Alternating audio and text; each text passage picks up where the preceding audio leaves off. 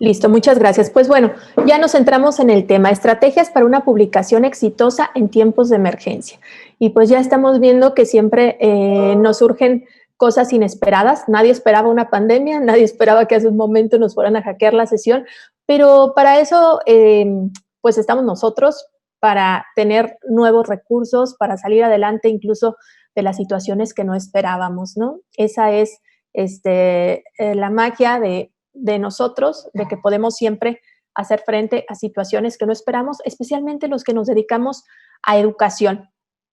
Y bueno, pues hablando ya de publicaciones de investigación, yo creo que el fin de toda investigación educativa es dejar un mundo mejor de como lo has encontrado tú. Partiendo de ahí, todo lo que nosotros hagamos, lo que nosotros construyamos en educación, es muy importante comunicarlo. Y ahorita vamos a hacer uso de tus habilidades tecnológicas. Si estás viendo esta conferencia en tu computadora, en tu laptop, en tu celular, te voy a pedir de favor que abras la aplicación o te vayas al navegador y abras Menti. Mentimeter se llama. Es una herramienta que me va a permitir interactuar contigo un poquito, pues ya no somos tantos aquí en el Zoom, pero sí, somos lo suficientes como para no poder platicar uno a uno. Entonces, aquí en el Menti, pues te estoy haciendo algunas preguntas. Por ejemplo, en una palabra, ¿cómo te sientes el día de hoy? Sí, nos sentimos de repente asustados, ¿verdad? Por lo que nos pasó, no estábamos acostumbrados a ese tipo de interrupciones, de interacciones, y si nos vamos al mundo físico en el que nos movíamos normalmente, el mundo presencial, no el virtual, pues nosotros ahí teníamos el control de la puerta, ¿no? Entrábamos al salón de clase o al auditorio, imagínense que esto se estuviera haciendo ahí en el auditorio Samuel Ramos o en el auditorio ahí del centro universitario de La Madero, pues hubiéramos cerrado ahí la puerta con llave y controlado la asistencia, pero bueno, a lo mejor se limitaría mucho la audiencia que como la vamos a tener ahora o posteriormente cuando grabemos y difundamos, pues bueno, estábamos un poco limitados en audiencia. Y esta virtualidad, pues no nos permite cerrar la puerta con seguro, nos permite en tanto que generamos un código, pero pues somos vulnerables también a las personas que le saben a esto de las contraseñas, ¿no? A esto phishing. Entonces, bueno, pues por ahí, no sé si ya pudieron acceder al Mentimeter, todavía no veo a nadie que haya respondido a las preguntas. No le tengan miedo, es en el navegador o en su celular y está este código. Pero también puedo compartirles en el chat la liga directa y así va a ser más sencillo también. Déjenme, se las comparto en el chat la liga directa. Ay, bueno, ahí ya el primero respondió o la primera que se siente muy bien, qué bueno, me da gusto. Ahí está la liga directa para responder. Súper bien, ya 2 personas.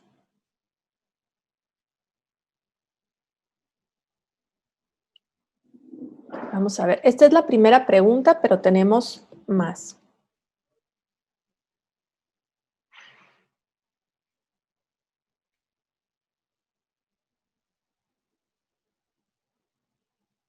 Vamos a ver cuántos más lo logran.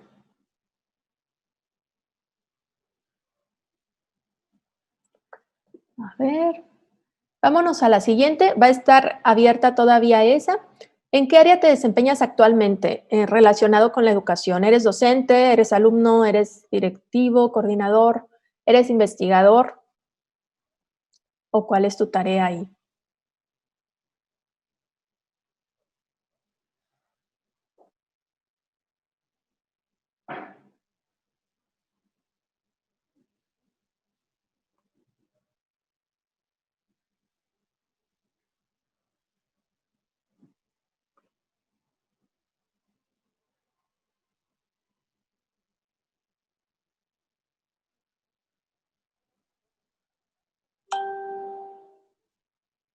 Muy bien, creo que son las mismas 2 personas que lograron acceder al principio. De 18 participantes, hay 2 aquí respondiendo a la encuesta. Bueno, no me voy a entretener mucho aquí con mis 2 colegas que ya lograron acceder a Menti. ¿Han implementado ustedes alguna innovación educativa o proyecto durante esta emergencia, o algo que hayan hecho diferente relacionado con la emergencia y con esta parte de su labor educativa?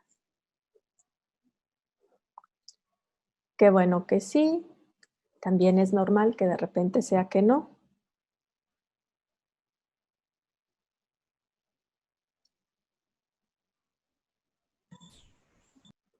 Mm, ya tenemos 3, muy bien. 4 personas ya en Menti, me da mucho gusto. Qué bueno que la mayoría sí ha implementado algún proyecto o ha tenido que hacer algo diferente. Yo creo que todos hemos tenido que hacer algo diferente y hemos tenido que innovar en las formas en las que normalmente desarrollábamos nuestro trabajo, nuestra investigación, nuestra escritura, pero sobre todo nuestra labor docente.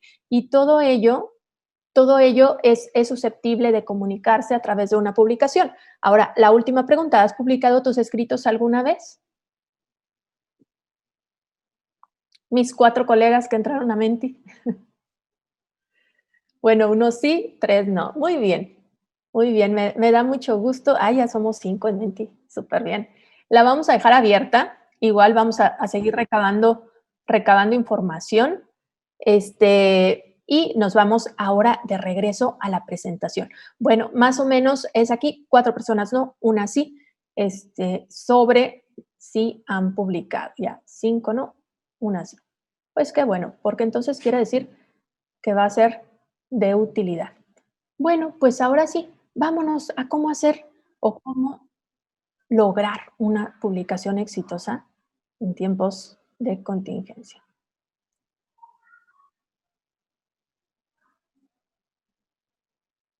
Quien me respondió que sí ha implementado alguna innovación educativa o proyecto durante esta emergencia, pudiera de favor,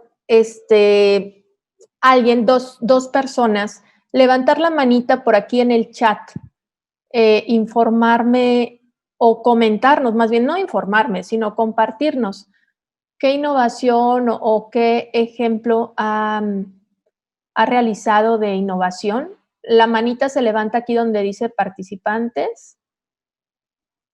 Hay una opción que dice levantar la mano.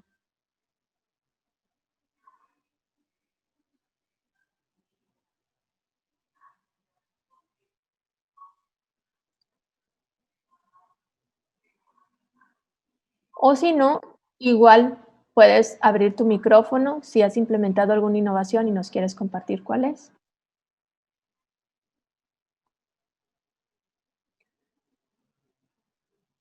Vamos a ver, igual y están levantando la mano y yo no estoy.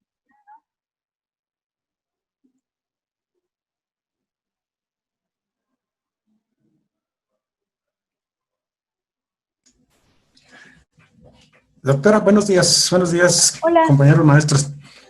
Francisco Gómez. Sí, señalar un poquito que fui parte de un proyecto innovador. Este se atendió a partir de una convocatoria que saca la Secretaría de Educación Pública a nivel estatal, a nivel secretaría y a nivel de dirección. Un equipo de compañeros y compañeras se organizaron para desarrollar un proyecto llamado Cubo de Aprendizaje Transdisciplinario Integral y Activo. Interesante. Este proyecto se destinó para fortalecer los aprendizajes académicos en municipios de alta y muy alta marginación que hay en el estado. Entonces, durante 2 ciclos escolares se estuvo atendiendo tanto a docentes como a alumnos con orientaciones pedagógicas. Los resultados fueron de fortalecer los incrementos en el aprovechamiento escolar. Iba dirigido más específicamente a trabajos de español y matemáticas, pero se logró que las otras asignaturas que se llevan en primaria, preescolar y secundaria, específicamente en secundaria fue telesecundarias, que son las que están ubicadas en zonas marginadas más específicamente. Entonces, sí se cumplió la tarea, la encomienda. Entonces, creo que fue una buena experiencia que nos permitió identificar e inclusive procesos para establecer en apoyo a los alumnos de estas localidades y municipios. Así muy general es la experiencia que se tuvo. Gracias. Muchísimas gracias, Francisco, por compartirnos. Pues fíjate que esa experiencia es muy, muy valiosa y todas las experiencias son susceptibles de ser comunicadas y de ser implementadas o replicadas por otros profesores, por otros colegas. Es por eso que decimos que todas estas estrategias, también las que aplicamos en clase como las que surgen de proyectos por convocatoria, pudieran ser replicadas ya sea en nuestra propia institución, escuela, pero también en otras instituciones educativas, no solo de México, sino incluso del extranjero. Es lo ideal, lo que se pudiera esperar. Pero imagínate, Francisco, si yo no te hubiera dado aquí el micrófono o no te hubiera preguntado, oye, ¿qué hiciste? Pues cómo nos hubiéramos dado cuenta de ese proyecto tan bonito que realizaste en compañía de otros colegas. No nos pudiéramos haber dado cuenta. Y si alguien en el público también está interesado en ese tema en el que tú aplicaste el proyecto, pues cómo se daría cuenta de cómo te fue, qué resultados obtuviste, en qué etapa va tu proyecto. Pues precisamente para ello, la forma de hacerlo, que nos conozcan, que sepan en qué trabajamos, en qué proyecto estamos investigando y cómo comunicar esos hallazgos para que otras personas se les haga un poco más fácil el camino y sigan abonando a ese campo del conocimiento, pues es escribir y publicar lo que escribimos para compartir con la comunidad académica. Y bueno, pues te impresionaría todo el alcance que puede tener un texto que tú publiques. Y también es muy importante elegir el medio de publicación. Las personas que normalmente están empezando o estamos empezando en publicación, normalmente nos aventamos un poquito al ruedo en las revistas de divulgación. ¿Cuáles son las revistas de divulgación? Pues son aquellas que propiamente tienen un grado de revisión por pares o de revisión en ciego, pero que sí tienen mucha difusión entre la comunidad académica, no necesariamente científica. También podemos publicar en algún journal académico ya indexado, en algún congreso o algún capítulo de libro. Y aquí, para ver más o menos un poquito más a detalle las características de cada una de las publicaciones que pudiéramos conocer o en las que pudiéramos dedicar nuestro escrito, pues tenemos que la revista de divulgación generalmente sí tiene un consejo editorial, hay un editor en jefe que es quien finalmente acepta o rechaza la inserción de un artículo dentro de la revista. Normalmente buscan artículos que se relacionen mucho con la temática y dependiendo de este tema, pues también se tendrá que ver cuál es el objetivo de la revista, el público al que atiende y otros factores. Entonces, la diferencia de estas revistas de divulgación es que aceptan artículos con un lenguaje un poquito más coloquial, más cotidiano, no tan académico y por lo general siempre van acompañados de imágenes ilustrativas muy vistosas que atraen a la audiencia.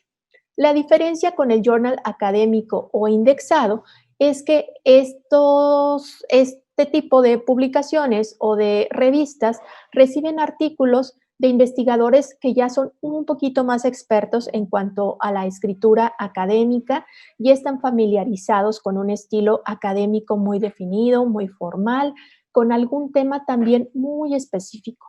Los artículos para los journals académicos o indexados sí pasan por una revisión de doble ciego que realizan personas que pertenecen al comité editorial de estos journals. ¿Y cómo están conformados estos comités?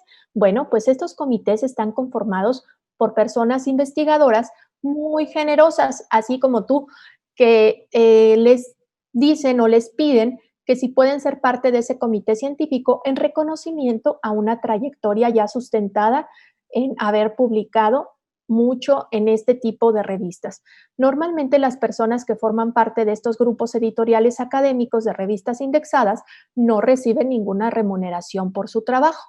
Y también cada uno de ellos describe cuál es su expertise, su área de conocimiento y por lo general ahí les llegan los artículos que tengan que ver con esa área específica del conocimiento para que ellos procedan a hacer una evaluación, que es lo que se conoce como evaluación por pares. Y la palabra de ciego se utiliza porque cuando envías el artículo a esa revista, te piden una copia de tu artículo que no lleve tus datos, que no lleve tu nombre, que no lleve tu institución de adscripción, para evitar el sesgo editorial, que el editor o el del comité editorial diga, oye, pues es que esta persona es de esta universidad, vamos a ser buena gente con esa persona o algo así. Entonces, lo que se hace, o por lo que se llama parciego, es porque se pide el artículo sin los datos de identificación. Aunque en otro apartado mandes tus datos de identificación, los revisores no reciben esos datos para que su evaluación pueda ser más imparcial o lo más imparcial posible. Entonces, primeritito, antes de enviar tu artículo a los revisores de la editorial, pasa el artículo por una revisión de formato fast track. De inmediato checan que cumpla con el formato que pide la revista, porque eso sí, cada journal tiene su propio formato y eso es algo aparte con lo que todos tenemos que lidiar. Si pasa la revisión fast track de formato, entonces ya es asignado a un revisor. ¿Cuál es la diferencia con la publicación en congreso? Hay congresos, sobre todo del tema de educación y otros temas relacionados también con las ciencias, con la ingeniería, que publican sus proceedings de conferencias en journals académicos o que están indexados en Scopus o en otros índices de gran prestigio. Y si alguien quiere aplicar para publicar en un congreso, bueno, su publicación dependiendo de tu finalidad, si tu finalidad es siempre contribuir a dejar un mundo mejor, pues entonces es indistinto en dónde publiques. Sin embargo, si por fines académicos o laborales te solicitan investigaciones indexadas, pues la diferencia con el Congreso es que sí está indexado, pero tal vez no tenga el mismo valor que publicarlo en un journal. ¿Por qué? Porque en el Congreso las publicaciones son más pequeñitas, son más breves. En el Congreso sí se reciben artículos o abstracts extendidos de investigadores expertos o ya muy familiarizados también con la temática. Pasan igual por una revisión inicial de formato y después también son sometidos a una revisión del comité que organiza el Congreso, que también tiene su comité editorial. Normalmente también es sometido a una revisión ciega o de par ciego, pero la diferencia un poquito radica en la extensión. Son artículos más breves. Hay algunos congresos que solo te piden un abstract de 2 o 3 páginas con todos los requisitos de formato, pero es la extensión que piden para poder presentar la investigación. Bueno, y que pagues la inscripción al congreso, ¿verdad? Porque de eso se mantienen los congresos por el mundo. Y luego está la publicación de capítulo de libro. Aquí normalmente escribimos cuando hay una convocatoria, una convocatoria abierta de algunas universidades que se juntan para escribir un libro de cierta temática. Por lo general hay un editor del libro que invita o lanza la convocatoria abierta o puede lanzarla también a nivel institucional para escribir sobre algún tema en específico. Para seleccionar qué capítulos van a componer al libro, pues hay que fijarse mucho en qué tema va a manejar. Estas convocatorias son publicadas normalmente por internet o en otros medios de difusión académica donde puedes encontrar, hay muchos sitios también en Facebook, grupos de Facebook, que se dedican también a difundir las convocatorias para la creación de libros. Bueno, y preguntando si te convendría o no, o qué valor tiene un capítulo de libro, volvemos a la misma premisa. Si tu intención es mejorar al mundo, pues tendrá el mismo valor. Pero si tu intención es sopesar y darle a tu publicación más valor para algún ranking o para, por ejemplo, pertenecer al Sistema Nacional de Investigadores, ahí sí toman mucho en cuenta la editorial que publica dicho libro. Hay un número infinito de editoriales e incluso yo estoy viendo ahorita que muchos de mis colegas publican directamente en Amazon, en el Amazon Kindle, que tiene ahí un software muy amigable, no lo he utilizado, pero es un software que te permite publicar tu libro, de hecho lo puedes publicar con valor de cero en monetario y bueno, y lo difunde Amazon, ¿verdad? Ahí no sé qué parte de derechos le cedas, pero para fines de ranqueo o de estandarización o de SNI o investigación, pues sí cuenta mucho la editorial que publique este capítulo del libro y, bueno, pues también los capítulos, si son sometidos a revisión por par ciego y tú anexas a tu evaluación estas revisiones, pues también tendrán un valor con rigor científico. Mientras más rigor científico se evidencie en la publicación, pues se asume que tiene un gran valor. Bueno, y creo que en esta parte todos estamos familiarizados con los apartados más importantes de un artículo académico porque son prácticamente los mismos apartados que cuidamos para realizar una investigación. Primero, tenemos que justificar muy bien la problemática a abordar, así como nos compartía el maestro Francisco el proyecto en el que participó, seguramente mientras lo estuvo desarrollando, identificó un nicho que no había sido abordado por otros investigadores en ese tema en específico y para la edad en específico de esos alumnos. Entonces es bien importante que ubiques en tu mente a qué pregunta responde tu investigación. ¿Qué huequito en ese nicho del conocimiento está llenando tu investigación y por qué sería interesante que los demás la conocieran? Después de ello, pues que ubiques un marco teórico muy sustentado en referencias que sobre todo sean actualizadas, a menos que vayas a citar a teóricos gurús que pues sean atemporales completamente. Si no es así, pues las referencias tendrían que ser de no más de 2 años para atrás, porque es un criterio que también valoran mucho los editores o los de los comités editoriales. El conocimiento está avanzando muchísimo. Diario avanza el conocimiento. Entonces, si nuestro artículo contiene referencias importantes, actuales, pues eso le va a dar un gran valor.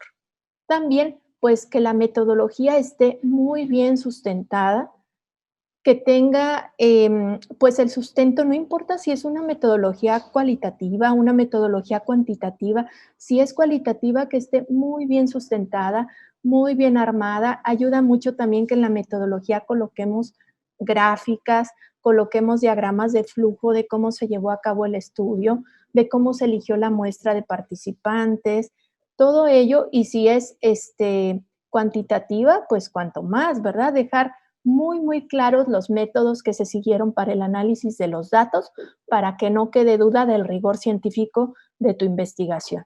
Y después, bueno, pues colocar en los resultados los gráficos auxiliares para que la audiencia entienda muy bien lo que tú obtuviste de resultados con tu investigación. A veces cometemos el error de asumir que todos los que nos leen saben de lo que estamos hablando y pues esto no es así.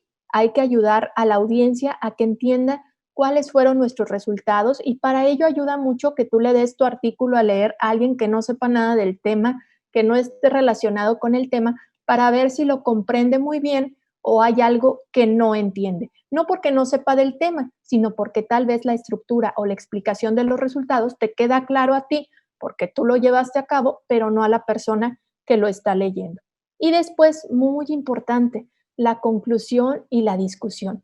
Es esta parte, yo creo, la más importante del artículo, porque es donde tú realmente te pones a platicar con los teóricos de tú a tú y con tus hallazgos llegas a refutar, a abonar o a complementar lo que ellos están diciendo del tema que tú también estás estudiando, ¿no? Entonces, ya que tienes esos apartados, que todo está muy claro, ahora sí te puedes mover a buscar una estructura o un modelo de escritura, pero esto sí va a depender mucho de la revista a la que tú quieras enviar tu artículo. Eso sí lo tienes que definir muy bien. ¿A dónde vas a enviar tu artículo? ¿A qué revista? Hay algunos índices que valen mucho en México, como las revistas que están indexadas por CONACYT, que son revistas de universidades mexicanas, incluso de otros países, pero muy valoradas por su rigor científico, pero cada una de estas revistas tiene sus propias reglas. Entonces, es importante que tú selecciones a dónde vas a enviar tu artículo para que revises las reglas para autores de esa revista en específico. Yo te comparto así como que los lineamientos generales, los más comunes que se tienen en algunos modelos de escritura. Este modelo, el primero, INRAD, que lleva la introducción, material, métodos, resultado y discusión. Si te fijas, aquí no lleva marco teórico o estado del arte porque todo eso se agrupa en la introducción. Y después el método AIMRAT es resumen o abstract, introducción, materiales, métodos, resultados y discusión. Por lo general, todas las revistas te piden un abstract. Dependiendo de la extensión de las palabras que te pidan, pues ahí vas a tener que resumir o no. Y es bien importante que en cada elemento de los que te piden, pues coloques lo que debe de ir y de llevar. Hay otro modelo que es el IRDAM y está formado por introducción, resultados, discusión, materiales y métodos. Fíjate, este está un poquito más raro porque termina con los métodos.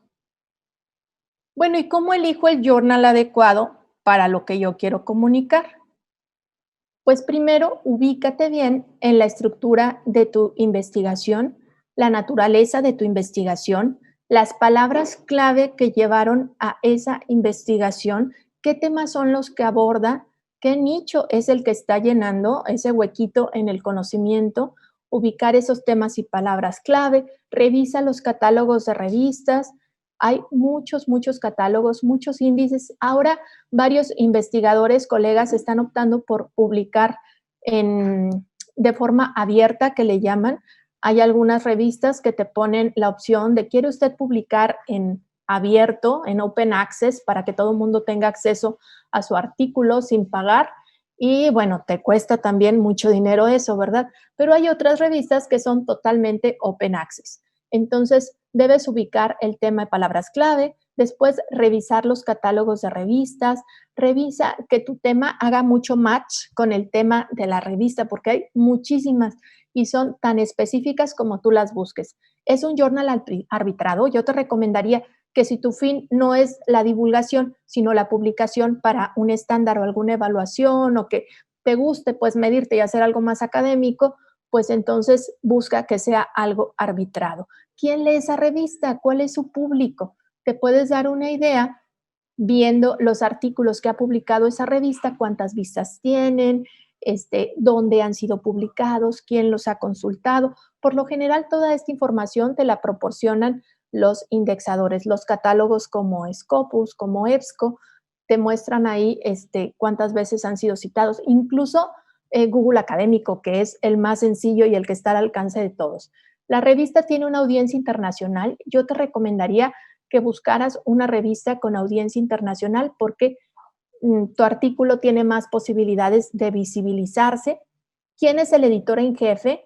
Analiza muy bien, pues, quién es, qué corriente trae, qué ha investigado ese editor en jefe, quién compone el consejo editorial de la misma, porque normalmente ahí en el consejo editorial, que está formado por personas, investigadores a nivel internacional, pudieras encontrar a alguien de tu país a quien le pudieras escribir por ahí, decirle, oye, ¿cómo ves este artículo? ¿Te parece pertinente para la revista? Le puedes mandar un pedacito del abstract o alguna explicación y a veces resulta y sí te responden, ¿eh? Entonces, sería bueno también analizar ese tipo de hilado fino en los comités editoriales. Y bueno, antes de enviar tu artículo o tu tema que quieres publicar, si ya revisaste muy bien qué estructura vas a seguir, si ya revisaste muy bien la revista, si ya seguiste cada una de las reglas, un tip que yo recomiendo siempre es hacer una lista de cotejo, un Excelito, y en cada cosa, cada pequeña cosa que pida la revista, irlo colocando en verde cuando ya lo tengas, en amarillo cuando ya casi o en rojo cuando esto me falta. Porque no solo es las reglas de la revista, sino que también muchas de ellas solicitan la carta de presentación, que hay cartas de presentación ahí en formato genérico, muchas veces la revista la comparte, el acknowledgement de que nada es plagiado, de que todo es producto de tu propia investigación, si hay algún reconocimiento que vayas a hacer a alguien que financió, por ejemplo, en el proyecto de Francisco que nos compartía, pues fue auspiciado por la Secretaría de Educación, pues colocar eso también en el artículo, pero antes de darle send, pues revisa muy bien si tus hallazgos permiten tener un mayor entendimiento de esa cierta área de investigación, si realmente están contribuyendo a dejar el mundo mejor que como tú lo encontraste. Después, si tu trabajo es de interés para el público de la revista.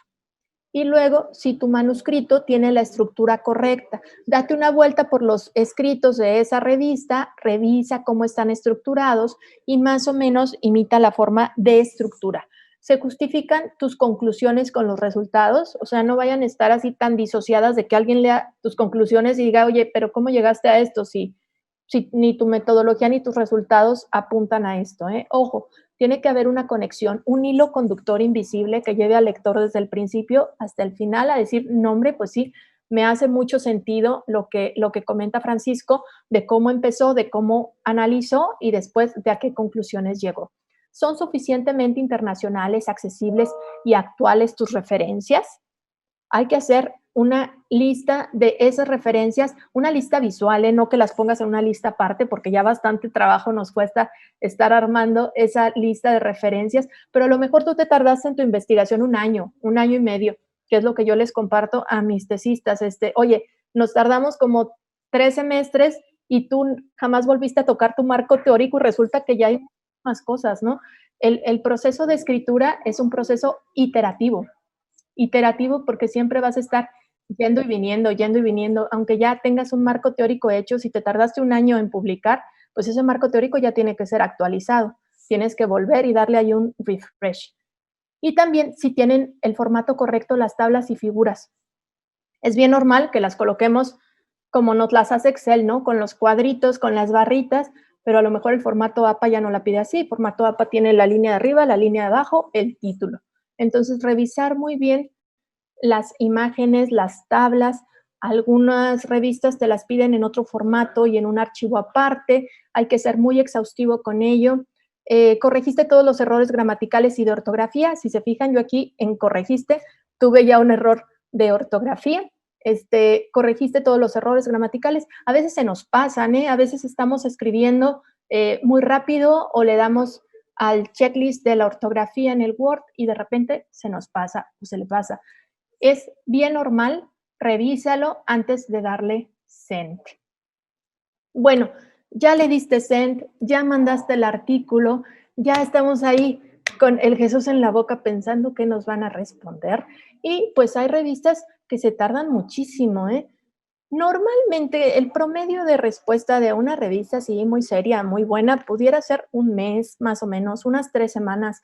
Ya si van más de 2 meses, yo ya te recomendaría que pues sí les mandes una carta para ver qué pasó y si no te responden, pues ya lo mandas el artículo a otra revista. Nunca se envían a 2 revistas al mismo tiempo, ¿eh? Eso jamás. Pero si ya no te respondieron, pues sí, si ya pasó un periodo de tiempo considerable, puedes ya optar por otra revista. ¿Pero qué nos pueden responder las revistas? Bueno, ya que le dimos send, nos podemos ir a esta ruta. Rechazado, su artículo no cumple con las especificaciones y entonces nos vamos, o sea, ninguna respuesta es mala. Lo mejoramos. Hay veces que cuando se rechaza, recibimos información o retroalimentación de las personas de la editorial. Entonces, que nos dicen, oye, pues sí te rechazamos el artículo, pero no pasa nada, porque aquí te va un feedback, ¿no? Y entonces te mandan, el revisor 1 dijo que te faltaba tal, tal, tal. El revisor 2 nos dijo que te faltaba tal, tal, tal. Entonces, lo que estás logrando es una retroalimentación de personas muy, muy expertas, muy top knowledge en ese nicho del conocimiento del que tú mandaste tu artículo.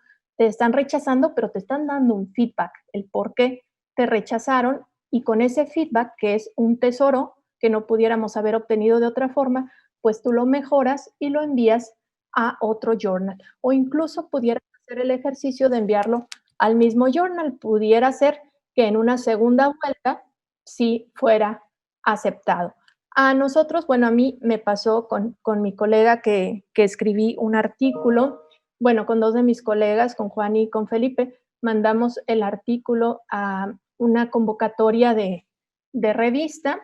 La revista hizo una convocatoria abierta para tratar el tema de los monitores automatizados por inteligencia artificial para presentar exámenes, ¿no? Virtuales.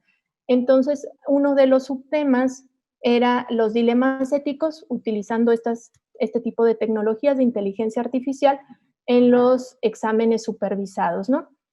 Creo que hicimos muy, muy buen trabajo de análisis. Estuvimos ahí en contacto con las editoras que publicaron el Open Call para ese número de revista, porque hay números de revistas que también van con ciertos artículos de una sola temática, que son números especiales de revista, ¿no? Y bueno, ya nos habían preaceptado el artículo, el comité editorial de este número específicamente, y sin embargo nos respondió como a las 2 horas de haberlo enviado, nos respondió el presidente del comité que el artículo no cubría con los temas de la revista, ¿no? Y hay veces que, bueno, me extrañó recibir la respuesta tan pronto, porque era de una revista importante, pero más me extrañó que me dijera que no era compatible, porque pues nosotros lo hicimos de acuerdo al llamado en específico de estas editoras, ¿no? Que iban a hacer un número especial o un special issue. Entonces, pues yo no me quedé con esa respuesta, yo les escribí a ellas que qué pasaba, porque pues ya habíamos quedado que la temática sí les interesaba, que habían visto ya los avances, lo habían preaceptado, y dijeron, no, una disculpa, vamos a revisarlo, ¿no? Entonces ya ellas allá internamente pues le tendrían que hacer ver al editor en jefe de que pues esto iba para otro lado, yo no sé dónde estuvo la confusión. A lo que voy es que no siempre te quedes con la respuesta, es válido escribirles y preguntar, oye, ¿qué pasó? No era así como habíamos quedado. Y si de plano, bueno, te dicen, pues sabes que no, pues lo mejoras y lo envías a otro. Otra posible respuesta, aceptado sin observaciones, es la mejor respuesta y la más rara. Nunca, casi nunca sucede esto. Aceptado sin observaciones es muy, muy raro, pero es muy bueno. Sería excelente. La mayoría de nosotros, yo creo que por 10 artículos rechazados, a la primera o artículos con observaciones de que atiende esto y luego si va, si te publico, pues recibiríamos uno aceptado sin observaciones. La respuesta más común, la más bonita, la que te llena de alegría, es aceptado con observaciones. ¿Por qué? Porque después de aceptado con observaciones, puedes corregir las observaciones que te hacen los editores y volvérselos a reenviar y ya es aceptado. O sea, eso de aceptado con observaciones es aceptado. Entonces nada más las atiendes, las corriges y se las mandas. Yo también ahí te recomiendo hacer un checklist, aunque no te lo pidan, siempre te dan espacio para subir archivos adicionales, un checklist de cada una de las observaciones que te hicieron los editores o los revisores más bien. Si tuviste 1, 2 o 3 revisores en ciego, te hacen las observaciones y tú ponle a esta observación, se atendieron o se hizo esto. A esta observación, pues no se atendió porque yo considero que tal. Todo eso y también se los puedes mandar junto con el artículo modificado. Y bueno, y pues unos últimos tips para la publicación exitosa, que independientemente de que estemos en contingencia, yo creo que la contingencia también nos provoca tener un escenario no previsto en el que nuestra creatividad se desdobla como nunca antes. Normalmente vemos que las investigaciones, por lo general, pretenden dar solución a problemas y estos problemas que hemos tenido con la pandemia, pues han generado también múltiples soluciones creativas, múltiples proyectos, que hemos llevado a la práctica que antes no nos hubiéramos imaginado que hubiéramos tenido que realizar, pero que ahora sí y que vale la pena compartirlos, ¿no? Entonces, bueno, últimos tips para antes de publicar. Coloca referencias actualizadas. Yo aquí puse no más de 4 años, pero mejor no más de 12, porque ahorita si ya te metes al Google Académico ya va a haber artículos publicados de 2021, de 2020, entonces eso también ven mucho los editores. Tu marco teórico, tus referencias, tu estado del arte, que esté muy, muy actualizado, muy sólido.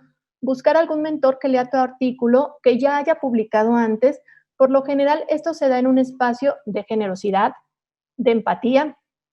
A nadie nos pagan por revisarle artículos a colegas. Lo que hacemos acá en el TEC, que tenemos grupos de investigación en cada una de las escuelas por líneas de generación del conocimiento, es que dedicamos cada día de la reunión a revisar artículos con nuestros propios compañeros, estén por someter a alguna revista y les damos feedback.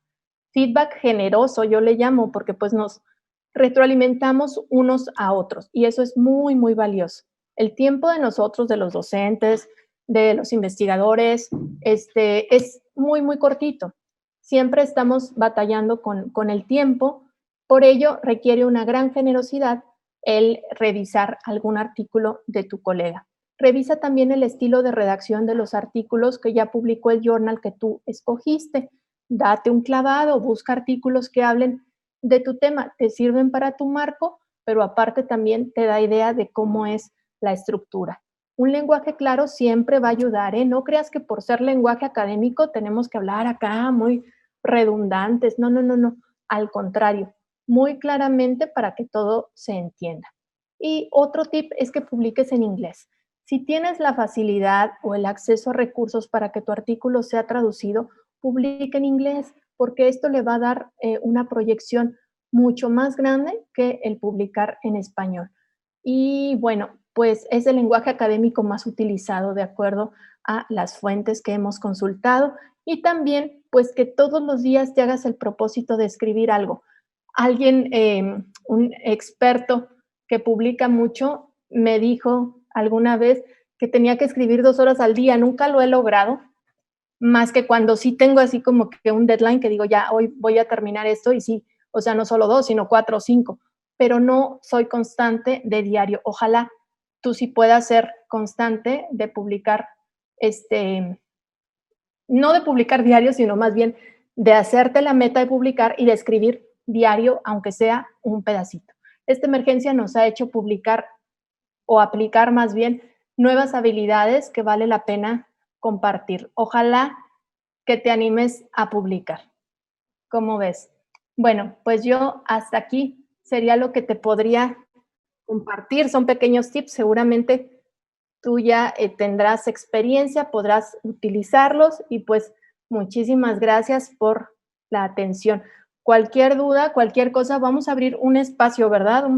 A lo mejor tenemos unos 10 minutos de preguntas si me indican con su mano levantada, pero la manita aquí por el Zoom, abajo en la barra que tienes por ahí, dice levantar la manita. Si alguien tiene alguna duda, con mucho gusto, algunos 5 minutitos, algunas 3 dudas. Si, si hay más dudas, pues me pueden escribir con mucho gusto.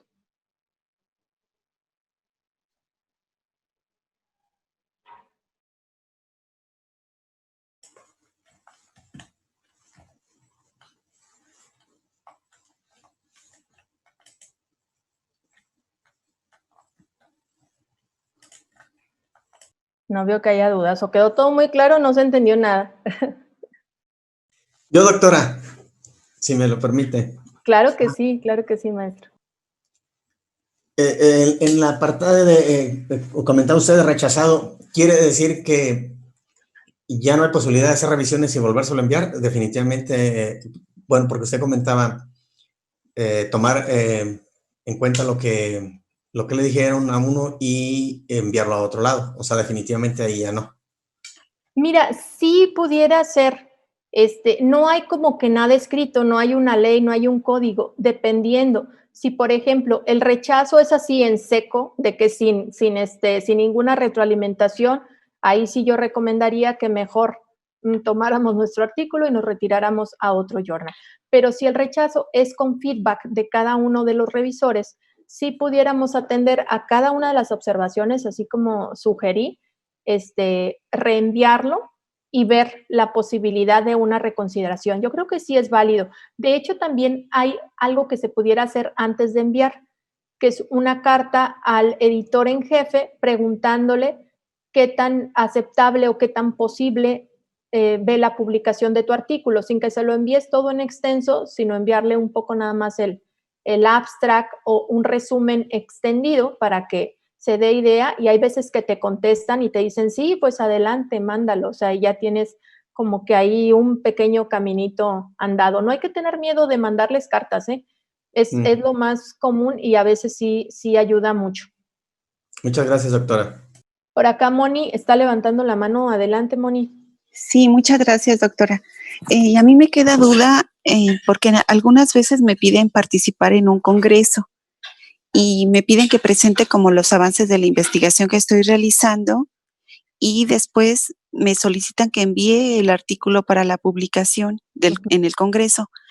Pero yo algunas veces, pues como que dudo de si hacerlo o no, porque yo sé que si, o a lo mejor estoy equivocada, que si lo envío y lo publican en ese congreso, aunque no sea la investigación completa, pero ya es sobre la investigación, cuando yo lo quiera publicar en un journal académico con mayor difusión o con visibilidad internacional, yo he sabido que ya no me lo van a aceptar porque los journal piden a veces, bueno, yo he visto pues que uno de los requisitos es que sean investigaciones no publicadas y que sean como trabajos inéditos.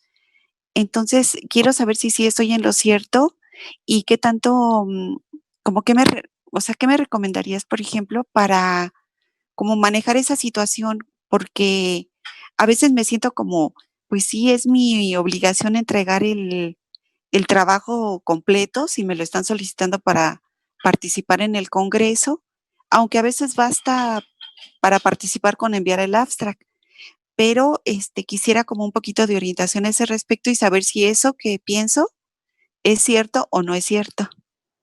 Sí, Moni, con mucho gusto. Gracias por tu pregunta, es súper pertinente y sí es cierto lo que dices. Mira, dependiendo del tipo de congreso y dónde ellos publican los proceedings, la mayoría de los congresos que se realizan aquí en México de algunas instituciones o agrupaciones de investigadores publican sus ponencias en memorias, hacen pequeños libros, le ponen el ISBN y así. Pero tú tienes razón, si tú mandas ahí tu artículo en extenso, le estás evitando la posibilidad de difundirse en un journal que tenga mayor impacto. Entonces, ¿cuál es mi recomendación? Publica en el congreso, solo manda tu abstract, participa, pero cuando te pidan la publicación, pues bueno, tú puedes decir, ¿sabes qué? Es que yo esta publicación no la puedo publicar en este congreso porque está destinada para otro journal. No creo que sea siempre requisito de los congresos el que mandes el extenso. Si es así, pues entonces mejor a otro congreso, Moni, a donde te pidan un abstract extendido, pero que no quemes el cartucho de esa investigación, porque a veces es mucho, mucho el trabajo para que se vaya a un libro. O sea, no nada más el ISBN es garantía de difusión de tu artículo. Si tenemos algo con ISBN o algo indexado, pues yo me decantaría por el indexado. Muchas gracias, doctora. Con mucho gusto, Moni. Sandy, ¿podrías comentar un poco sobre la importancia del feedback entre docentes sobre línea temática que me parece importante?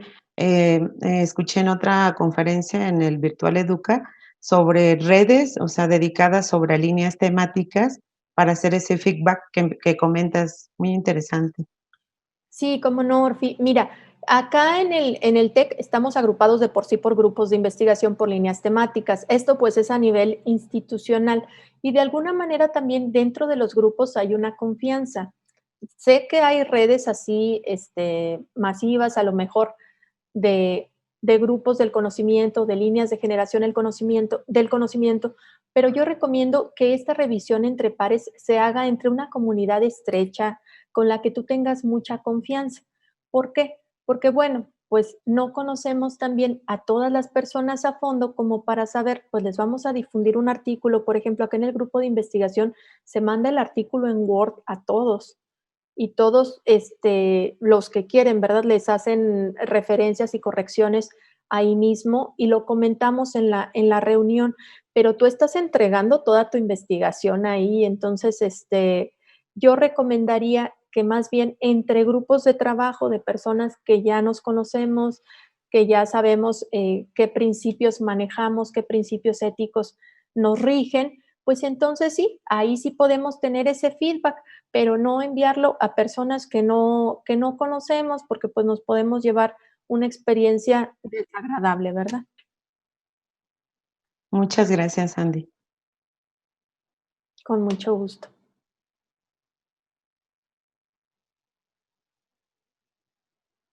¿Alguien más? ¿Alguna otra duda? No, de mi parte no, doctora. Muy bien, bueno, pues creo que con eso daríamos por concluida la sesión. Muchas gracias por la invitación, Orfi. Gracias a todos los colegas que hicieron posible la sesión. Qué bueno que a pesar de lo accidentado del principio se pudo llevar a cabo. Y pues encantada de participar con ustedes y compartir con mi estado, con Michoacán, con muchísimo cariño y a la orden cuando guste.